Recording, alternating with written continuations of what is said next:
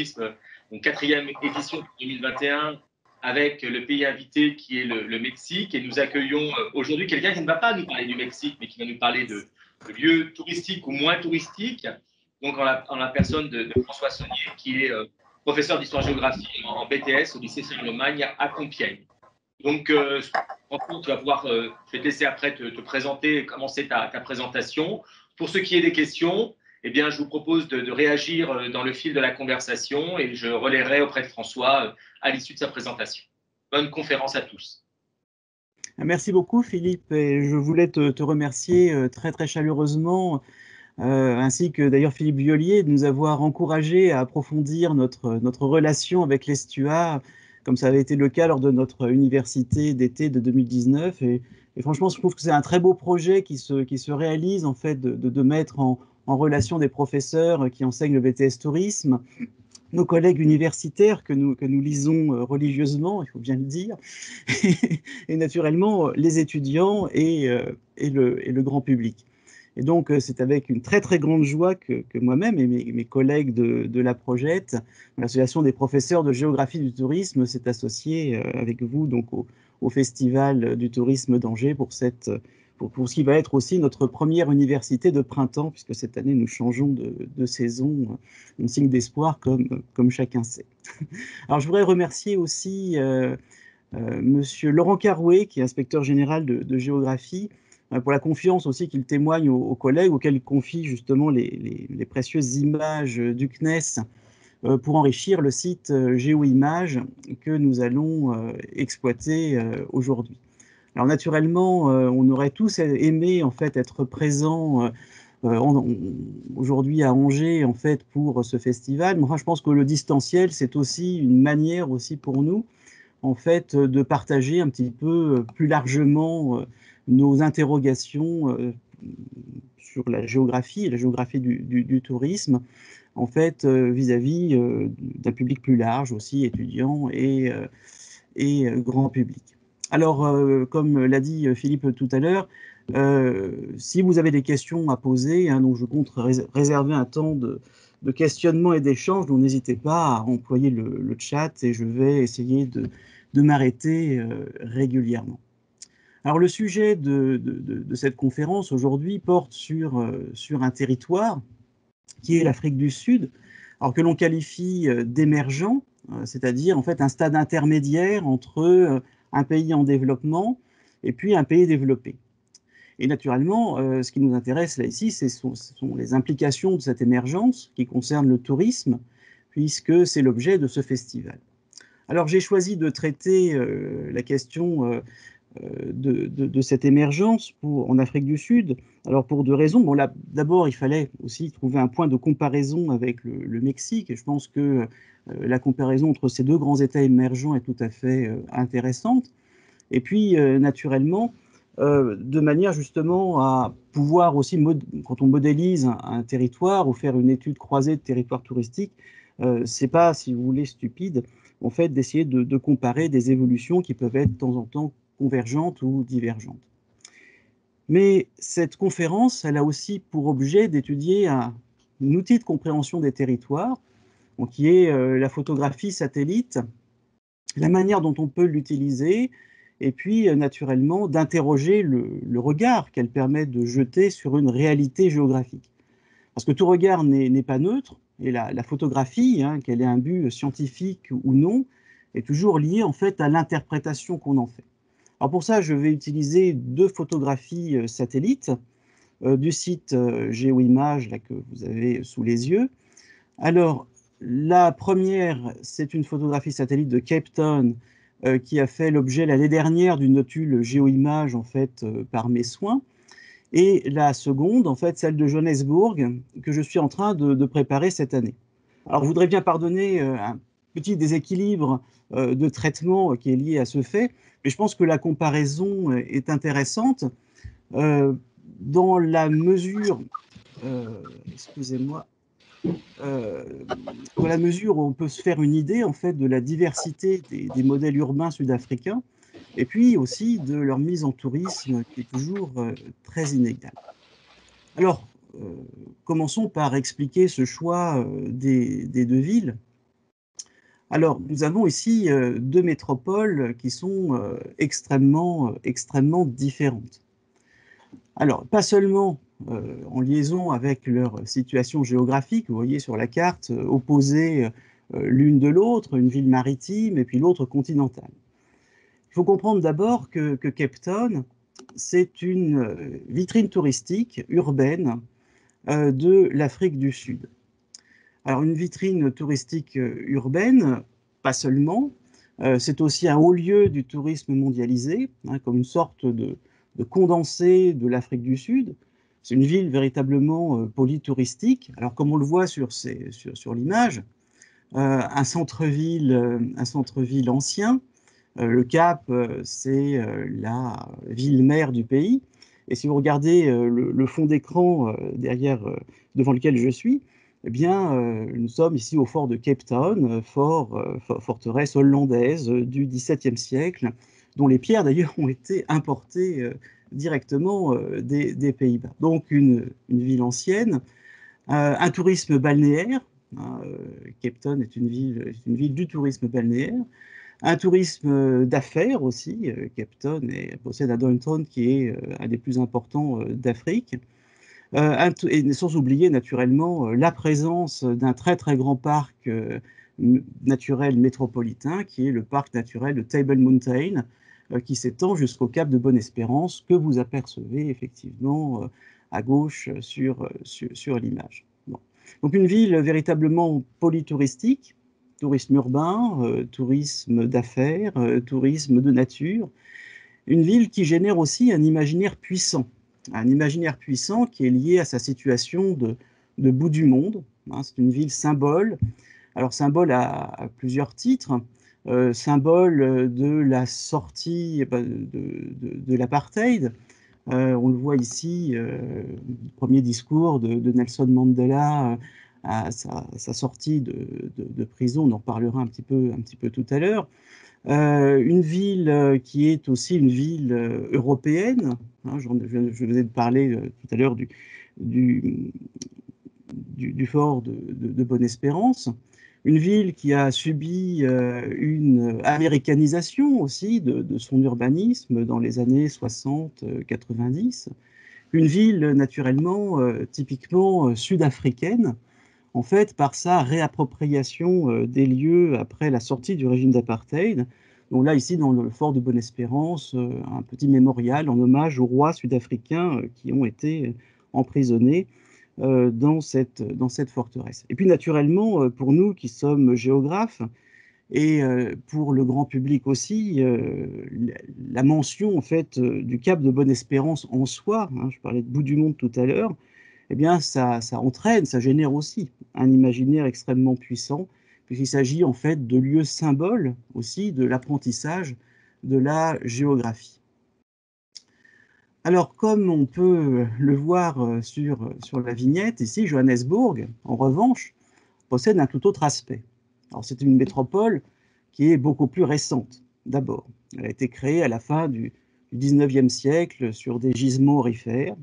Alors, c'est une capitale économique qui s'est plusieurs fois recomposée aussi dans son urbanisme et qui se définit plutôt, et j'ai essayé de le montrer un petit peu sur le diaporama, comme, comment dire, une série de plaques urbaines qui sont tangentes, plutôt que par des centralités et des périphéries. Nous, Européens, si on a un regard d'Européen qu'il faudrait absolument déconstruire si on veut comprendre un peu un certain nombre de villes d'Afrique, le regard de l'Européen, il imagine effectivement la ville-centre, effectivement, on parle d'hyper-centre-ville, et puis naturellement des extensions historiquement datées.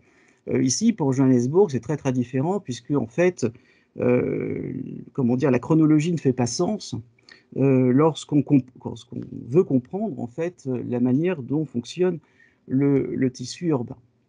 C'est une métropole qui garde en fait les traces des ségrégations raciales de l'apartheid, et je pense que tout le monde a entendu parler une fois de ce grand township qui s'appelle Soweto et qui est connu effectivement mondialement. Une ville aussi qui se modifie aujourd'hui, puisque les ségrégations raciales ont été remplacées par des ségrégations qui sont plutôt socio-spatiales, et avec même une hiérarchie, et on le verra dans le corps de cette conférence, une hiérarchie dans l'habitat informel. Vous voyez, Soweto, j'ai mis une petite image à gauche, est très très différent en fait du squatter camp d'Alexandra. Soweto aujourd'hui est devenu un quartier de classe moyenne noire, alors que Alexandra est un quartier qui est beaucoup plus pauvre et beaucoup plus en difficulté. Et puis c'est donc une métropole, si vous voulez, qui est spatialement scarifiée. Alors j'ai mis effectivement en bas à droite une photo du downtown, très américanisé, et puis juste au-dessus, en fait, le quartier de Hillbrow, qui est aussi un quartier métropolitain, mais qui est beaucoup plus complexe dans la mesure où on observe une sorte de gentrification à l'envers en fait du quartier que je vais essayer d'expliquer. Alors c'est une métropole à l'imaginaire qui est extrêmement tourmentée, hein, ce n'est pas le cas du Cap, à la fois une ville dangereuse pour ceux qui n'en possèdent pas. Si vous pouviez couper votre micro, s'il vous plaît, merci. Donc dangereuse pour ceux qui n'en possèdent pas les codes, une porte d'entrée aussi vers les destinations touristiques des grands parcs sud-africains ou une grande ville d'affaires, mais certainement pas, si vous voulez, une destination en soi, comme peut l'être effectivement la métropole du Cap. Alors ce sont ces différences en fait entre ces deux grandes villes capitales, hein, encore que on va voir que Pretoria, qui est la troisième capitale de l'Afrique du Sud, en fait, se trouve en grande banlieue de Johannesburg et donc se trouve aussi sur l'image satellite. Donc on en dira un petit mot. Et puis naturellement, outre les différences qu'il faut aborder, c'est aussi la manière dont on peut l'appréhender par la photographie satellite que je vais effectivement vous présenter aujourd'hui. Alors, pour commencer, que voit-on du ciel? Alors, je vais commencer par une première image satellite, alors qui représente Cape Town en fait dans son environnement régional. Alors, ce qui est frappant, je pense que c'est très visible. Alors, j'espère que vous pouvez le voir vous en grand, hein. C'est une image qui se prête beaucoup à la diffusion sur très grand écran. Alors, la première chose qui frappe, c'est l'esthétique. C'est l'esthétique de l'outil géographique qui est proposé et qui met au premier plan, en fait, l'environnement géographique de la vie humaine. Et cet environnement géographique, il est particulièrement spectaculaire et lisible. Et là, on voit ici une différence notable de cet outil par rapport à une carte ou à la lecture du paysage topographique, si vous voulez, demande une technique, hein, que ce soit pour les plus anciens, la lecture des courbes de niveau ou les difficultés de l'ombrage. Ici, tout a l'air tout à fait évident. En fait, un site absolument comment dire, spectaculaire. Alors, on peut y voir dans cette différentes approches entre la photographie et la carte aussi une relation différente entre le spectateur et l'environnement. Peut-être, c'est une interrogation que je pose, mais peut-être un peu plus moderne qu'avec la carte, parce que effectivement, le rapport homme-nature, si vous voulez, il s'affirme ici d'une manière beaucoup plus nette. Alors, quels sont les éléments clés de la lecture du paysage?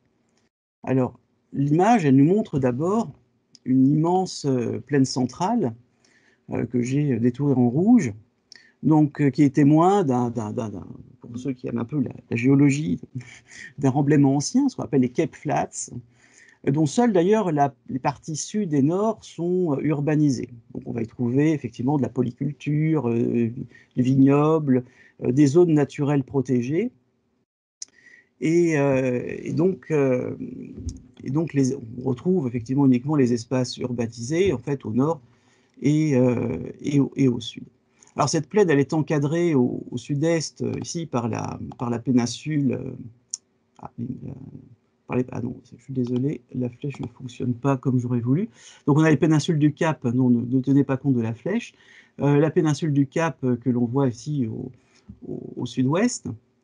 Un ensemble donc rocheux alors, qui dessine pardon, une zone qui est très tourmentée, une côte tourmentée avec effectivement rocheuse, qui est balayée par les vents. Hein. Le Cap, c'est une des villes les plus vantées du monde. Elle est, comment dire, encadrée aussi, cette métropole, en fait, par les contreforts du Schwarzberg. Alors cette fois-ci, les flèches sont opérantes. Il y en a 4 ici pour vous montrer un petit peu ces contreforts. Alors, l'un et l'autre ensemble rocheux, d'ailleurs, font partie de ce qu'on appelle la ceinture plissée du Cap. Alors, ce qui est très très joli, en fait, sur l'image satellite, c'est que les mouvements géologiques sont bien visibles hein, sous la forme de stries, si vous voulez, qui sont de direction nord-ouest, sud-est.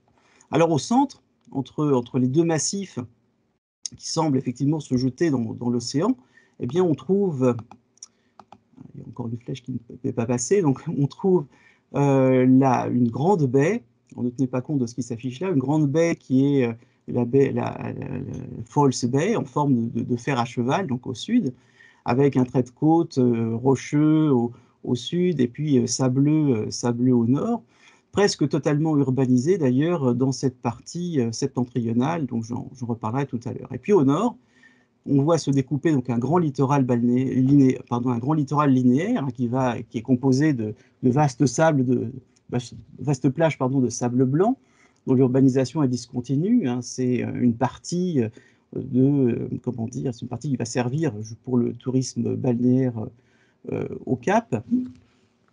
Et au large, Robben Island, que j'ai détouré en rouge, qui est effectivement comment dire, un lieu de mémoire très très intéressant, qui est d'ailleurs classé au patrimoine mondial de l'UNESCO, une ancienne base militaire qui a été transformée en prison hein, durant le temps de l'apartheid et où fut incarcéré Nelson Mandela. Alors à cette échelle, ce qui est tout de suite frappant, c'est qu'on ne voit ni fleuve ni rivière. Et effectivement, cette métropole du Cap est essentiellement dépendante des eaux pluviales en fait, qui se concentrent dans les massifs montagneux, hein, du Schwarzberg ou du Table Mountain, ce qui pose depuis quelques années d'énormes problèmes d'approvisionnement en eau. D'ailleurs, pour le touriste en fait, qui va à Cape Town, c'est très troublant en fait, de rentrer en fait, dans un hôtel et de voir que systématiquement dans la salle de bain se trouve une sorte de bassine en fait, qui vous indique que quel que soit d'ailleurs la gamme de l'hôtel, que votre consommation d'eau pour une douche ne doit pas dépasser une dizaine de litres au grand maximum. Donc c'est donc, si j'en parle, c'est que en fait cet espace qui va donner lieu à la métropole, en fait, qui est spectaculaire, eh bien, il est aussi relativement contraignant. Et c'est à l'intérieur, si vous voulez, de cet espace contraignant que s'est développée cette ville de 400 000 habitants, au cœur d'une métropole qui est presque 10 fois plus peuplée. Alors la photographie de Johannesburg est autrement saisissante. Et c'est vrai que j'avais fait l'expérience avec mes étudiants, sans leur dire de quoi il s'agissait, en fait, de leur montrer l'image. Et c'est vrai qu'elle est saisissante parce que on n'y comprend en fait pas grand-chose, si vous voulez, en soi. Donc elle demande, si vous voulez, beaucoup d'observations. Alors la première chose qui frappe, aussi bien d'ailleurs vu depuis l'espace que depuis l'avion lorsqu'on atterrit à Johannesburg, c'est l'aridité de la surface, ici qui est marquée par la couleur brune. Hein. Alors ce qui est amusant, c'est que la couleur verte, hein, au-delà des terres irriguées, qui est relativement visible sur l'image quand même, donc n'est présente que dans les parcs publics urbains, les terrains de golf, les jardins des particuliers, dans les banlieues aisées, Alors, ce qui est le moyen aussi de reconnaître aussi certaines ségrégations socio-spatiales, en fait, par la couleur. Parce qu'ici, effectivement, aussi, on va manquer beaucoup d'eau. Alors, le manque d'eau, il s'explique par, je ne vais pas m'étendre là-dessus, il s'explique par la géologie, un sous-sol granitique, de roches métamorphiques, il s'explique par l'altitude, malgré un climat qui est relativement tempéré. Et naturellement, il va être aussi un facteur aussi de ségrégation socio-spatiale, ceux qui bénéficient effectivement de l'eau courante et ceux qui n'en bénéficient pas, surtout dans les habitats informels. Ça, c'est un point commun entre le Cap et Johannesburg, mais c'est beaucoup plus prégnant en fait à Johannesburg. Bon.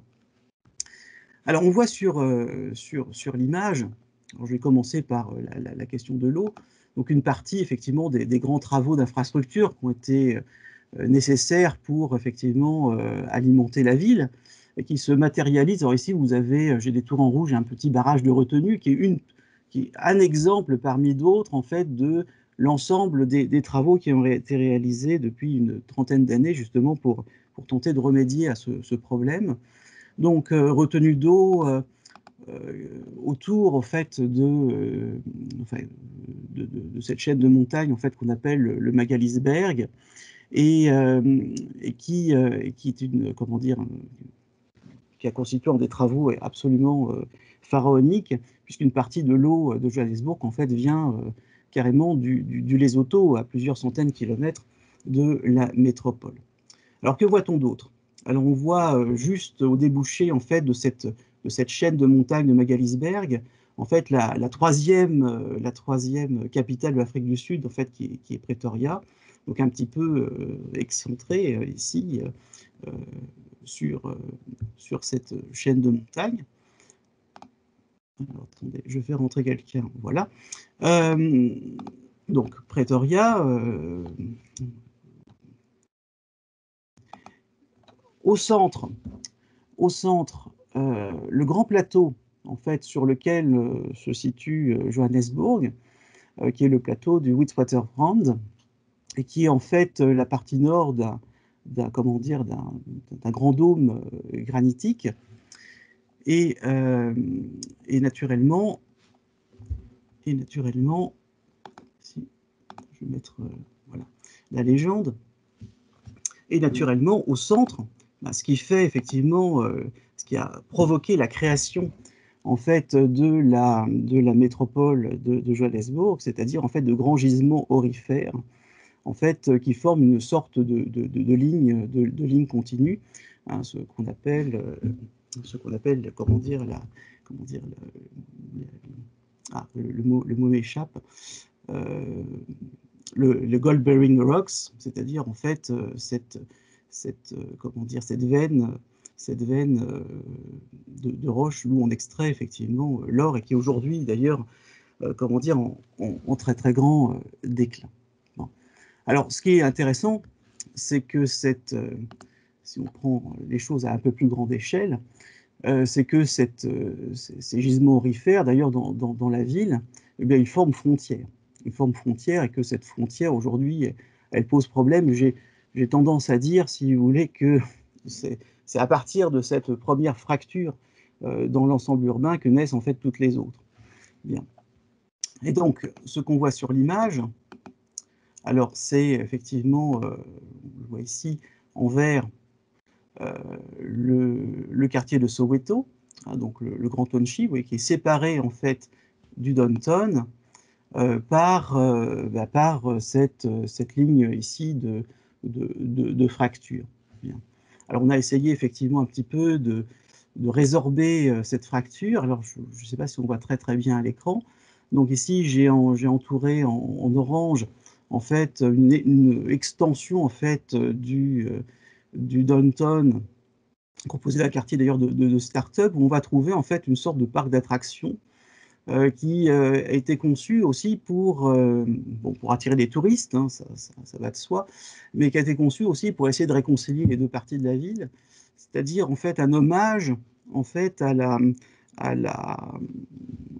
comment dire enfin, la soif de l'or, à l'exploitation en fait du minerai aurifère. Donc on va trouver effectivement une mine à visiter, mais on va trouver, comme il s'agit effectivement, on parle d'or, on va trouver aussi des casinos, on va trouver un parc d'attractions tout à fait classique avec des animations pour enfants. Alors évidemment, tout ça est relativement, comment dire, socialement un peu hors sol, puisque le prix de l'entrée correspond à peu près à 4 ou 5 jours de salaire moyen sud-africain, mais c'est un petit peu l'esprit. Et on va trouver juste à côté, d'ailleurs, le musée de l'apartheid, qui est aussi une manière effectivement de réconcilier les deux parties de la ville. Alors, si on s'arrête un petit peu sur cette comparaison, ben, on se rend compte que la différence entre les deux sites est très nette, hein. Alors, d'un point de vue purement de géographie physique, la métropole de Johannesburg, elle est beaucoup moins contrainte en fait par les reliefs. L'étalement urbain y a été beaucoup plus rapide, beaucoup plus important. La métropole compte plus de 700 000 habitants, c'est presque le double en fait de Cape Town, et sa municipalité, 4 millions et demi. En revanche, Johannesburg est beaucoup plus contrainte par la nature des activités en fait qui ont favorisé son développement. Donc ici, en fait, des activités minières et qui ont présidé aussi à sa fondation, hein, et qui agissent ici, comme je l'ai dit tout à l'heure, comme une espèce de ligne de fracture originelle. Alors, on peut se poser, à partir de ça, beaucoup de questions, hein, et questionner un peu, d'ailleurs, notre propre regard. Alors, d'abord, sur l'utilisation des sites, qui détermine aussi une part des aménités touristiques ou des contraintes, les formes du développement urbain et puis les fonctionnalités des territoires. Alors, je regarde un petit peu le chat. Est-ce qu'il y aurait des questions? Non. Je continue. Alors, l'outil cartographique, enfin l'outil photographique, pardon, nous donne ici beaucoup de réponses, à condition de remettre un peu ces territoires dans une profondeur et une épaisseur géohistorique. Alors, quand on considère Cape Town, alors ici j'ai mis une gravure de la fin du XVIIe siècle qui est assez amusante parce que finalement, elle est à la fois fantaisiste et puis elle en dit long aussi sur le site en lui-même. Cape Town, c'est d'abord un comptoir colonial hollandais, et puis à partir de la fin du XVIIIe siècle, ce comptoir devient britannique, ce qui explique aussi quelque part l'apparente familiarité des visiteurs qui ont très très vite les codes de la ville. C'est une ville qui se constitue, si vous voulez, de manière européenne et classique, qui est familière, si vous voulez, aux Occidentaux. Pour Johannesburg, on a un urbanisme qui est beaucoup moins fixé. Et ce qui est intéressant, c'est que les équilibres de cet urbanisme, d'ailleurs, ont beaucoup varié en un siècle et demi. On est parti d'un village de tentes à la fin du XIXe siècle, d'un urbanisme relativement désordonné, auquel a succédé à la première partie du XXe siècle un premier urbanisme. Vous voyez, ici, il s'agit de Johannesburg en 1911, qui est fondé sur un plan damier, vous voyez, qui est encore aujourd'hui d'ailleurs celui du downtown, c'est-à-dire du quartier d'affaires. Bon. Le régime d'apartheid, quant à lui, eh bien, il a provoqué le déclin.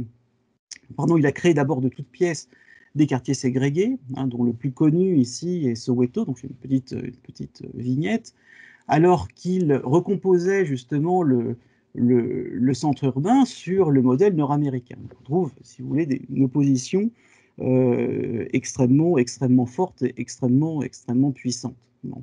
D'un côté, l'affirmation d'un État sud-africain, effectivement, une sorte là aussi de vitrine, mais qui va vite, effectivement, se briser. Et puis une ségrégation raciale qui s'affirme spatialement. Bon. Quant à la sortie du régime d'apartheid, eh bien, il a provoqué d'autres déséquilibres, c'est-à-dire d'abord le déclin du centre historique, au profit de banlieues, les banlieues ici nord. J'ai pris une photographie de la banlieue de Sandton, qui aujourd'hui d'ailleurs, Sandton est le centre d'affaires le plus important de Johannesburg, et plus important en fait que le downtown. Naturellement, cette comment dire, cette explosion, si vous voulez, des banlieues résidentielles est une conséquence aussi de mouvements de population, eh bien, qui a suivi justement la fin de l'apartheid, une sorte de migration du centre vers les périphéries. D'un autre côté, c'est ce qu'on observe aujourd'hui dans un squatter camp comme Alexandra, c'est-à-dire la création en fait de nouveaux quartiers, de nouveaux quartiers d'habitat informel, très très pauvres, pas forcément justement très très loin du centre-ville, ni d'ailleurs très très loin en fait des banlieues résidentielles, des gated communities que l'on trouve dans la banlieue nord. Et donc c'est pour ça que je parlais tout à l'heure de plaques urbaines, parce que si vous voulez, eh bien ces plaques urbaines, eh bien elles sont mouvantes aussi en fonction de contextes qui changent relativement rapidement. Alors, commençons par l'utilisation des sites. Alors, pour le cap, j'ai fait un zoom de l'image satellite de base. Eh bien, pour le cap, on a effectivement un centre originel qui est adossé en fait à la fois à l'océan et au relief. Une organisation en camp retranché, parce que c'était un petit peu c'est toujours le but d'un comptoir colonial. Et donc, cette première ville de Cape Town, eh bien, blottie dans une anse en eau profonde, protégée par la terre, par finalement des reliefs montagneux faciles à défendre, de Signal Hill, Table Mountain, eh bien, va s'étendre, si vous voulez, progressivement, en débordant en fait de ces protections naturelles. Alors pour Johannesburg, eh bien, nous avons une fondation classique de ville minière à côté, effectivement, de la ressource. Donc, on a une sorte de déterminisme de la ville. Donc, à côté des Gold-Bearing Rocks, au centre d'un plateau totalement aride. Et donc, c'est autour de cette conjonction, effectivement, d'activités minières puis d'activités industrielles qui en sont la conséquence, eh bien, que se développe en fait la métropole. Bon. Et c'est à partir de cela que la région même de Johannesburg, c'est-à-dire la région du Gauteng, eh bien, devient en fait la région la plus riche du continent africain. On est passé donc de l'activité minière et de l'activité industrielle vers aujourd'hui des activités qui sont beaucoup plus tertiaires. Bon. Alors la différence aussi entre les deux, c'est que dans le cas de Cape Town, effectivement, on a véritablement une fondation coloniale, alors que pour le cas de Johannesburg, on a finalement une création qui a plus à voir avec la fondation d'une économie et d'un État qui est de plus en plus d'ailleurs sud-africain. Alors deuxième question que l'on peut poser sur les formes de développement urbain. Alors pour ce qui concerne le Cap, à l'échelle globale, eh bien on a l'impression d'une amplification qui semble tout à fait continue du tissu urbain, et qui est assez typique en fait de l'urbanisation des pays émergents.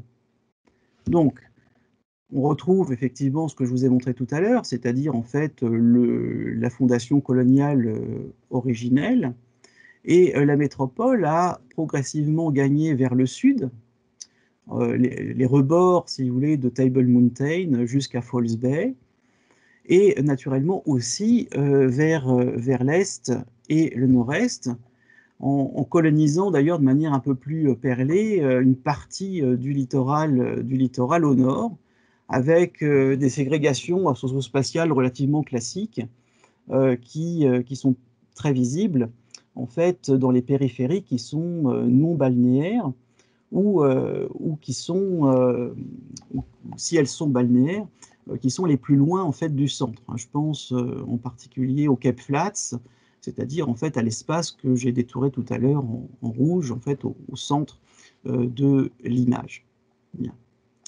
Alors pour Johannesburg, on a effectivement une impression trompeuse. Donc là ici, j'ai placé 2 cercles. Le premier, c'est celle du downtown, et puis le deuxième, c'est l'expansion urbaine. Donc l'impression qu'on a quand on regarde la carte un petit peu loin, c'est que effectivement, à partir d'un centre originel, on aurait effectivement un développement tous azimuts, qui s'explique par le fait qu'on est au centre d'un plateau et il n'y a pas beaucoup d'obstacles. Bon. Alors évidemment, ici, l'expression est particulière, enfin l'impression plutôt est particulièrement trompeuse, bon, du fait de ce que je vous ai dit tout à l'heure. Alors j'ai pris un exemple. Ici, j'ai repris une carte classique.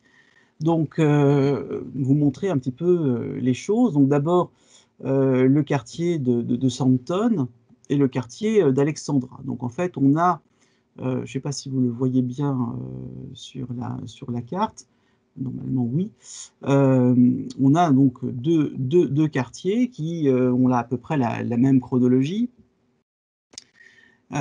Et lorsqu'on regarde un peu les choses d'un peu plus près, eh bien on a sur l'image satellite, eh bien on a effectivement un quartier résidentiel qui est particulièrement visible parce qu'on a des espaces verts, qu'on a un habitat relativement peu dense,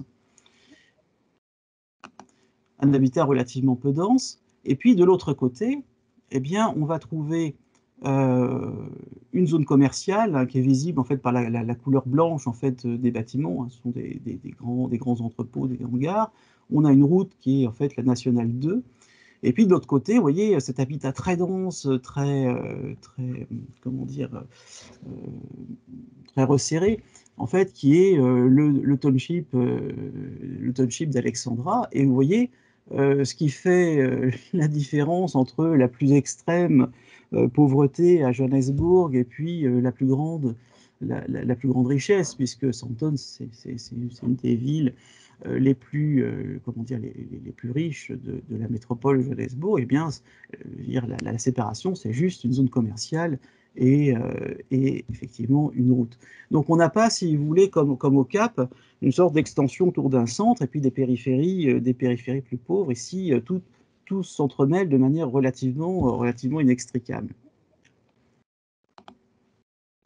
Alors troisième question sur les fonctionnalités en fait des territoires. Alors Cape Town présente en fait depuis la fin du 19e siècle, je reviens sur l'image que je vais vous expliquer maintenant plus en détail. Cape Town présente depuis la fin du 19e siècle un modèle de ville en recomposition. Et la dernière en date, justement, c'est sa mutation en ville touristique. Alors, ce qui est frappant, marquant, en fait, pour un Européen, c'est que les zones, comment dire, les plus restructurées au XXe siècle, celles qui ont fait l'objet de plus de travaux, sont précisément celles que nous avons eu tendance à muséifier, c'est-à-dire, en fait, les hypercentres. Et donc, on a un phénomène qui est assez troublant, parce que la ville ne se lie pas tout à fait comme on l'avait prévu. Et ça, c'est intéressant d'un point de vue touristique, c'est qu'en fait, l'Européen qui pense avoir les codes d'une ville qu'il croit être une ville européenne, en fait, se trompe et il conçoit très très vite qu'il va falloir changer, si vous voulez, de paradigme. Donc ici, la photographie, le zoom que j'ai fait, nous montre le site originel de la ville et ses premières extensions, alors ce que les habitants appellent le city pole. Mais contrairement, si vous voulez, au modèle classique des villes portuaires qui affichent en général leur histoire en front de mer, donc, sauf lorsqu'elles ont été bombardées durant la Seconde Guerre mondiale, ça va de soi. La ville s'est développée en fait en fait, la ville s'est développée, comment dire, sur le front de mer justement au XIXe siècle et au XXe siècle, et a relégué en fait le centre historique un petit peu en périphérie. Alors, qu'est-ce qu'on voit sur l'image? Alors, on voit finalement d'abord des docks. Alors, ces docks, pour la partie ouest, sont des docks les plus anciens du XIXe siècle, enfin les plus anciens de ces remaniements au XIXe siècle. Hein, c'est le Victoria and Alfred Waterfront, qui en fait a été d'ailleurs complètement restructuré ces 15 dernières années en un mall touristique, bon, qui associe ports de plaisance, malls commerciaux, festival de musique. D'ailleurs, c'est d'ailleurs très saisissant pour celui qui veut faire du tourisme de mémoire au Cap et qui veut aller voir Robben Island et se recueillir un peu sur les lieux de souffrance en fait des militants sud-africains, de partir systématiquement pour visiter Robben Island depuis ce mall touristique où finalement on a l'impression comment dire, d'un parc d'attractions sur mer. Et c'est effectivement toujours une impression très troublante. Bon. Alors, ce contraste, il n'est pas unique. J'ai entouré en rouge, ça fait un petit rectangle, en fait, ce qui est le downtown du Cap. Alors, il faut imaginer, il a été construit dans les années 60 à 90. Bon, il faut imaginer qu'en fait, le front de mer en fait, de la ville ancienne, eh bien, s'étend en fait juste derrière ce rectangle rouge. Et donc, toute, comment dire, l'expansion, toute l'expansion moderne en fait du centre-ville du Cap s'est fait en gagnant justement des terrains sur la mer. Et donc, ce downtown, vous voyez, il est tout neuf. J'ai mis, je pense que vous le voyez, le fort de Bonne-Espérance qui se trouve juste derrière et qui, en fait, au XVIIe siècle, donnait directement, en fait, sur le port. Alors là, on a affaire à quelque chose de différent, c'est-à-dire on a affaire à la volonté d'américanisation un petit peu de la ville, avec effectivement des gratte-ciel, un plan géométrique, des bureaux. D'ailleurs, ce quartier concentre encore aujourd'hui d'ailleurs l'essentiel des migrations pendulaires de la ville. Donc en fait, ce downtown aujourd'hui, il a un inconvénient, c'est qu'en fait, il va couper le centre touristique en fait de downtown en deux parties qui se tournent le dos, si vous voulez, en quelque sorte. Donc en fait, à l'arrière des docks donnant sur l'Atlantique, vous avez effectivement la station balnéaire en fait du Cap, hein, qui descend très au sud jusqu'à Camps Bay, même Out Bay, encore plus au sud, au-delà de l'image. Et puis de l'autre côté, effectivement, un autre centre touristique qui est en fait la ville ancienne de Cape Town, avec son côté très britannique, avec parc jardin et maisons coloniales. Bien. Avec évidemment la rue symbole qui est la rue de Long Street, et qui est effectivement l'avenue touristique la plus visitée en fait de la ville. Bon.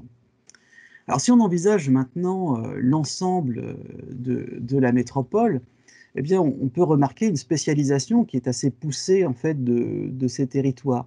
Donc je parlais de la double centralité touristique, donc le centre-ville, là maintenant qu'on voit à peine, la côte au sud de la métropole, hein, qui est parsemée d'un collier de perles de stations balnéaires. Puis on pourrait même trouver une troisième en fait, centralité touristique autour de Tableview.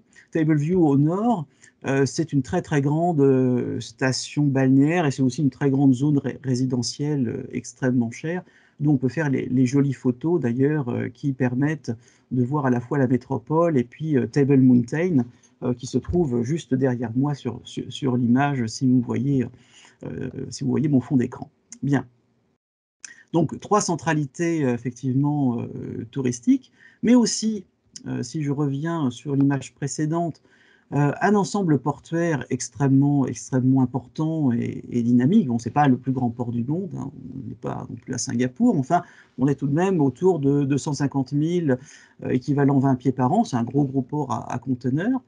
Et puis, à l'arrière, en fait, de la métropole, qui est une métropole à la fois portuaire, très peu industrielle finalement, mais surtout portuaire et touristique, eh bien, on va trouver effectivement les zones résidentielles et d'habitation, avec un urbanisme en lanière, d'ailleurs, qui est très impressionnant à voir. Alors, si vous longez avec moi le massif de Table Mountain, donc sur les rebords orientaux en fait, de Table Mountain, on va trouver effectivement les zones de vignobles, on va trouver aussi pas mal de quartiers résidentiels, le très beau parc botanique de Kirstenbosch, on va trouver effectivement des quartiers effectivement extrêmement riches, très je dirais, socialement ségrégés uniquement. Au centre, eh bien, on va trouver effectivement des quartiers qui sont beaucoup plus mélangés, quartiers de classe moyenne en cours de gentrification. Et puis, sur Falls Bay et à l'extrême est, en fait, les townships, donc les plus loin possible effectivement du centre historique, alors même qu'ils, comment dire, de par leur démographie, eh bien, ils constituent en fait le centre de gravité hein, quasiment de la métropole. Si vous regardez avec moi le centre-ville de Khayelitsha, le township de Khayelitsha, c'est un township de 241 000 habitants. J'ai eu un problème de diapo. C'est un township de... Oui.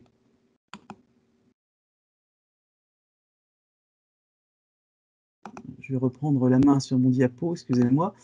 Donc c'est un township de 240 000 habitants. C'est le deuxième township, d'Afrique.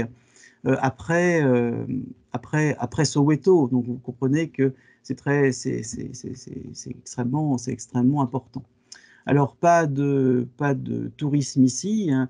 Je disais tout à l'heure à une de mes collègues, j'avais fait un peu l'étude avec mes étudiants sur justement ce township de Khayelitsha, sur sa capacité à devenir une zone touristique parce que effectivement des habitants ont pris des initiatives, comment dire, personnelles pour essayer de faire venir quand même des touristes là pour effectivement montrer ce qu'est la vie dans un véritable township sud-africain.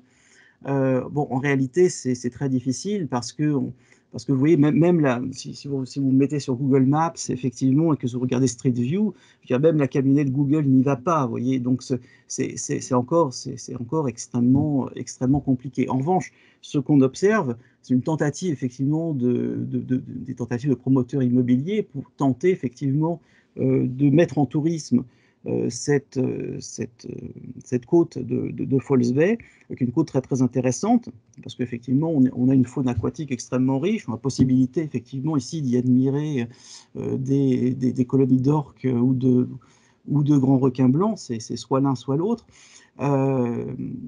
Et puis, naturellement, on a une très bonne bande littorale, effectivement, qui pourrait être aménagée. Donc, on aura une possibilité de la création d'une quatrième centralité touristique ici, mais naturellement, socialement, ça reste extrêmement compliqué. Alors enfin, ce qui est intéressant aussi à voir, je reprends d'autres images. Voilà, ici, c'est effectivement l'opposition entre les territoires du nord et du sud de la métropole. Là, on a deux grands territoires touristiques pour le Cap. Alors, le premier, c'est la péninsule de Bonne-Espérance, qui est en fait en soi un parc naturel, à l'exception naturellement de la métropole, c'est le parc naturel de Table Mountain, donc, qui est occupé par un chapelet donc, de petites stations littorales qui sont très intéressantes, qui donnent lieu effectivement à de très très beaux circuits touristiques et qui permettent effectivement aux touristes enfin de voir ce qu'ils voient depuis son enfance sur les cartes de géographie, c'est-à-dire en fait ce fameux cap de Bonne-Espérance. Et puis naturellement aussi le nord, dont j'ai un petit peu parlé tout à l'heure, donc le nord de la ville de la métropole de Cape Town, en fait, qui est une grande station balnéaire, qui est celle de Table View. La différence, en fait, entre les deux images, c'est que d'un côté, effectivement, on a un parc naturel, donc qui donne lieu effectivement à un tourisme qui est à la fois un tourisme de nature, balnéaire, on peut faire du safari, etc. Et puis de l'autre côté, en fait, un espace balnéaire qui est, lui, en partie urbanisé. Il y a un parc naturel au centre, hein, qui est une sorte d'extension du parc de Table Mountain, mais si vous voulez, autour duquel, effectivement, on va avoir une mise en tourisme classique de stations. Alors, pour ce qui concerne Johannesburg, on a des fonctionnalités qui sont beaucoup plus complexes, en fait, du fait de la fragmentation que nous avons évoquée déjà de l'espace urbain. Bon. Alors, autant le développement du Cap fait penser à certains aspects à celui de Mumbai, vous voyez, autour d'un centre colonial, une sorte d'expansion continue. Autant Johannesburg fait plutôt penser à Los Angeles, dans la fracturation violente, brutale. Michel Fouché disait qu'on la voyait par avion, mais c'est une réalité effectivement que je pense vous avoir un petit peu montré, hein. On a une fracturation très violente. Alors je me concentrerai pour terminer sur l'étude d'un quartier, si vous voulez, de Johannesburg, qui est le quartier d'Hillbrow. Alors Hillbrow, c'est des problématiques qui sont liées à l'évolution de ses fonctionnalités, des fonctionnalités urbaines depuis une cinquantaine d'années. Et ça explique aussi, je pense, une des difficultés en fait de la mise en tourisme de la ville de Johannesburg, hein, qui n'est pas en soi une ville qui peut se muer facilement, hein, à cause de ses fragmentations en une ville touristique. Alors comme on le voit sur l'image ici, le quartier d'Hillbrow, c'est un quartier en fait de l'hypercentre métropolitain qui est situé au nord d'un parc que j'ai détouré en orange, qui est le parc Joubert. Alors le parc Joubert, c'est un parc effectivement pour la bourgeoisie blanche au début du XXe siècle. Il y a des cartes postales assez parlantes que vous pouvez trouver à peu près partout. Ce parc de nos jours, c'est une zone frontière. C'est une zone frontière entre un Downtown qui est dangereux relativement la nuit, mais beaucoup moins le jour, que les touristes effectivement peuvent fréquenter. Et puis Hillbrow, qui est une zone qui est la plus dangereuse en réalité de la ville. Et donc le parc fait frontière. Et aujourd'hui d'ailleurs, la fréquentation de ce parc est une zone qui est une fréquentation qui est relativement peu conseillée, y compris d'ailleurs durant la journée. Et donc la question aussi, c'est d'expliquer un petit peu les raisons en fait de cette fragmentation qui forme limite aussi d'une politique de gentrification urbaine du centre que l'État sud-africain tente de mettre en place depuis une quinzaine d'années. Bon. Et alors là, ça permet aussi, enfin, de corriger parfois ce qu'on voit sur une image satellite et qu'on interprète mal. Bon. Ce qu'on voit sur l'image, en fait, c'est un quartier qui n'est pas tellement différencié, en fait, de ce qui est autour. Et donc, si on n'y prête pas garde, eh bien, on voit un quartier résidentiel tout à fait classique, et on passe à côté, en fait, de la question. Or, ici, si on remet, en fait, ce quartier un petit peu dans son épaisseur historique, eh bien, on se rend compte effectivement qu'il a évolué extrêmement différemment, en fait, du reste de la ville de Johannesburg. Ce devait être, dans la politique d'apartheid, un quartier réservé à la minorité blanche. Ça ne l'a pas été. C'est devenu une zone grise dans les années 70, tout simplement parce que la population locale la population du quartier s'est opposée en fait à la politique d'apartheid. On retrouve un petit peu des choses similaires en fait au Cap. Et progressivement, si vous voulez, dans les années 70-80, cette résistance en fait à l'apartheid, d'abord entraîné les mesures punitives de l'État sud-africain qui a refusé d'investir dans des travaux d'infrastructure. Et puis naturellement, cette absence d'investissement a entraîné une dégradation du bâti qui elle-même a entraîné une baisse des loyers, qui elle-même a entraîné un afflux de populations justement qui refusaient la ségrégation raciale.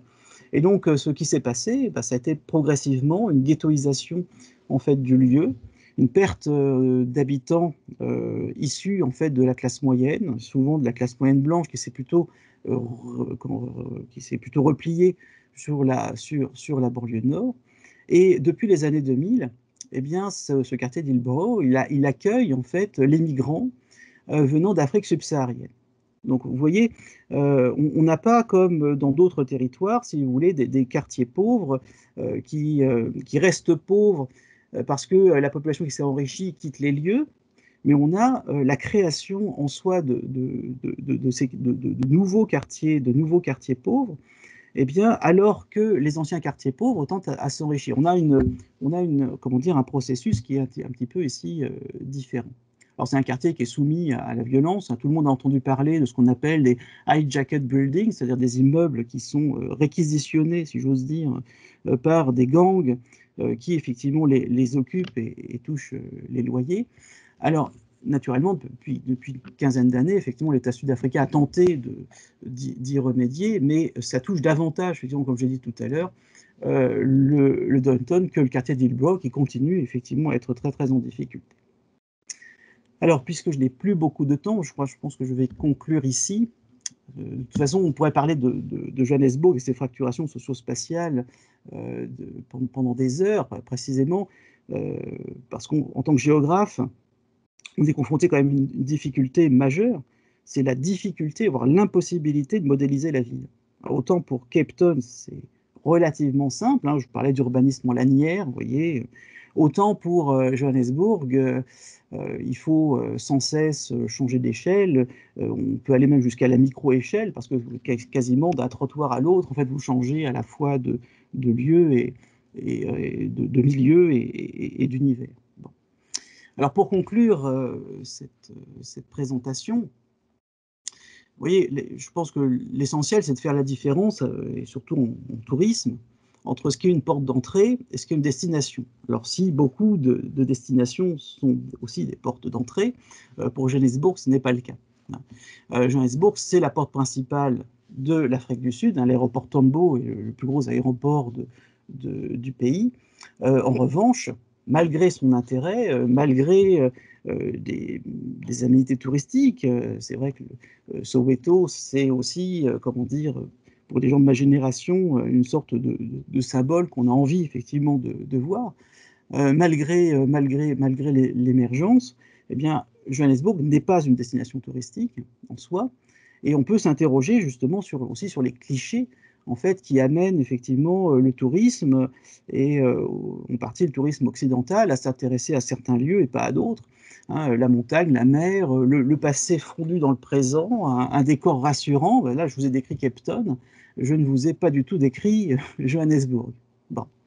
Et d'ailleurs, ce qui est intéressant, c'est que en discutant avec des Sud-Africains, on se rend compte que ces clichés sont aussi présents dans comment dire, dans le tourisme sud-africain, précisément parce qu'on passe volontiers ses vacances au Cap, on ne les passe jamais, à Johannesburg.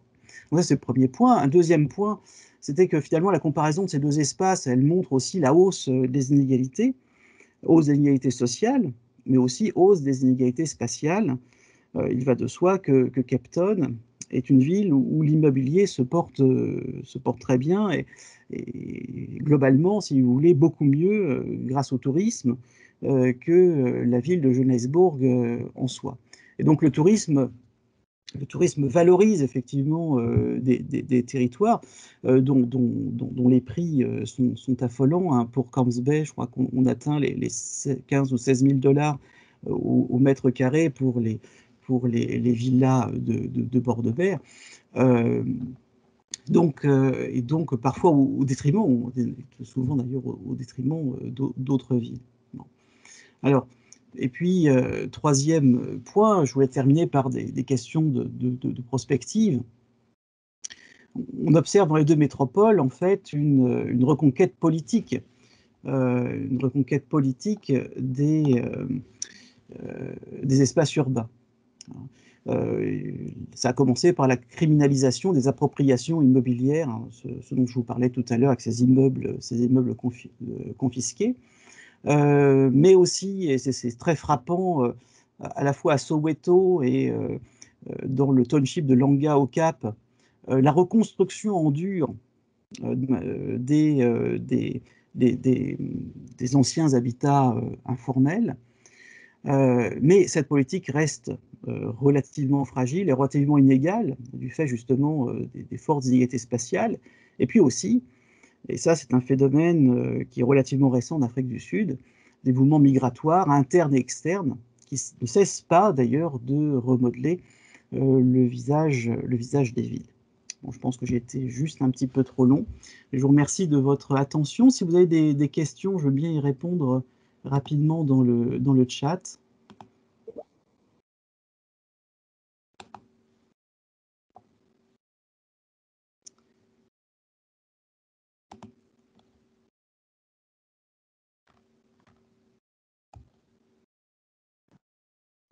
N'hésitez pas à lever la main ou à poser vos questions si vous le souhaitez. Sinon, eh bien, merci beaucoup François pour cette intervention très intéressante. On est ravis de vous avoir eu dans la programmation du 4e Festival international du tourisme. Et comme promis, cette conférence sera disponible sur la chaîne YouTube de l'UFR-Estua Tourisme et Culture dans les prochains jours. Merci beaucoup. Merci à vous.